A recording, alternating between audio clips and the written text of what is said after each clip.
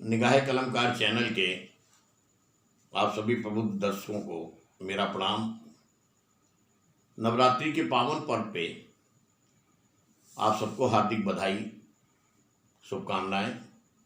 माता रानी की कृपा आप पे, आपके समस्त परिवार पे और सभी इष्ट मित्रों पे सदैव बनी रहे, यही हमारी मंगल कामना है। काफ़ी अंतराल के बाद में आपसे मुलाकात हो रही है। मुझे अफसोस है और मुझे विश्वास है कि भविष्य में नियमित अंतराल से आपसे मुलाकात होती रहेगी।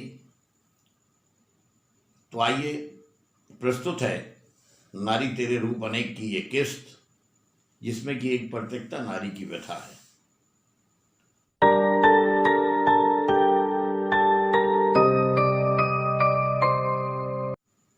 पसंद आए चैनल को सब्सक्राइब करिए, नोटिफिकेशन बेल दबाइए, लाइक करिए और फिर सदैव की तरह शेयर भी करेंगे। मुझे भरोसा है प्रत्येकता नारी कभी भी, किसी भी काल में, किसी भी परिस्थिति में, कभी भी अगर छली गई है, ठगी गई है, तो उसके जीवन में केवल पीड़ा रह जाती है, दुख रह जाता है।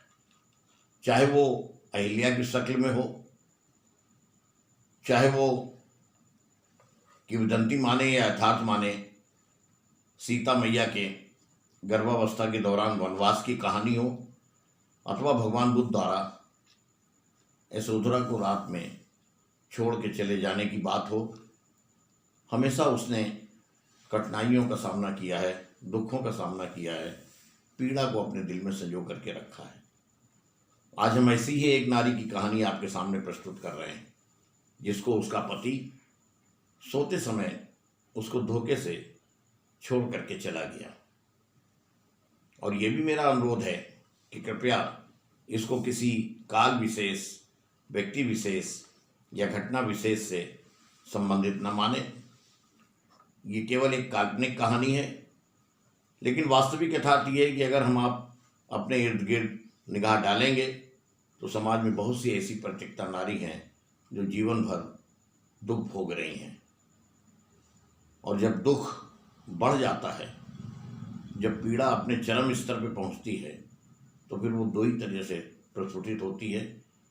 या तो आंसू के रूप में बह करके आँख से निकलती है, अथवा कविता के रूप में जुबान पे आ जाती है।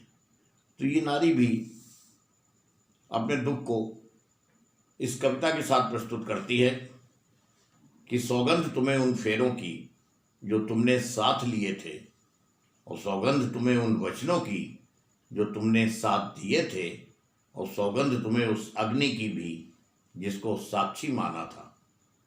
सौगंध तुम्हें उस अग्नि की भी जिसको साक्षी माना था। जीवन भर सुख दुख में एक दूजे का साथ निभाना था, तो सौगंधों को जख्म दिए जो। वो कहती है कि सौगंधों को जख्म दिए जो, क्या उनको भर पाओगे? दो जवाब दुनिया को अब, कब मेरा अधिकार दिलाओगे? वो मांग करती है अपने पति से। वो कहती है मेरा अधिकार है, मैंने 7 फेरे लिए हैं तुम्हारे साथ, 7 वचन दिए हैं तुमने, अग्नि को साक्षी मान करके हम लोगों ने 7 फेरे लिए थे। मैं तुम्हारी धर्म पत्नी हूं, और उसके बाद में इस तरीके से सोते हुए मुझको छोड़ करके चला तुमने, तो अब मेरा अधिकार मुझको वापस दो। आज मैं तुमसे अपना अधिकार मांग रही हूं, कब मेरा अधिकार दिलाओगे? फिर आगे कहती है कि सबसे की तुमने मन की बात, सबसे की तुमने मन की बात, और सबके मन की कथा सुनी, फिर मेरे ही अपने अंतर मन की क्यों ना तुमने व्यथा सुनी। फिर मेरे ही अपने अंतर मन की क्यों ना तुमने व्यथा सुनी। दुनिया भर की महिलाओं के अधिकारों की बात हो करते, पर मुझको घर वापस लाने में क्यों मन ही मन हो डरते। तो नारी का सुख चैन छीन कर क्या नींद चैन की सो पाओगे? दो जवाब दुनिया को, अब कब मेरा अधिकार दिलाओगे?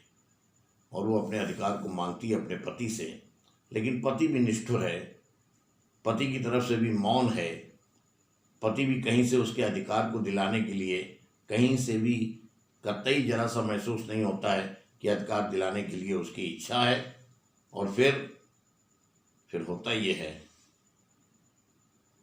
कि दिन निकला और शाम ढली, पल पल छिनते रात हुई, और किसी मोड़ पे बिछड़ा कोई, सफ़र की फिर शुरुआत हुई। तो दर्द के भारी पन ने भी जब दिल की हदों को पार किया, दर्द के भारीपन ने भी जब दिल की हदों को पार किया, चुपके चुपके नैनों से फिर अश्कों की बरसात हुई। तो आइए आगे हम देखेंगे कि नारी के ये अश्क, नारी की ये पीड़ा, नारी की ये व्यथा, उसके अंतर मन की अंतर कथा क्या कहती है। शेष अगली अंक में फिर मुलाकात होने पर, तब तक पुनः आपको नवरात्रि के पावन पर्व की हार्दिक बधाई। माता रानी की कृपा सदैव आप पे सब पे बने रहे। धन्यवाद। जय हिंद।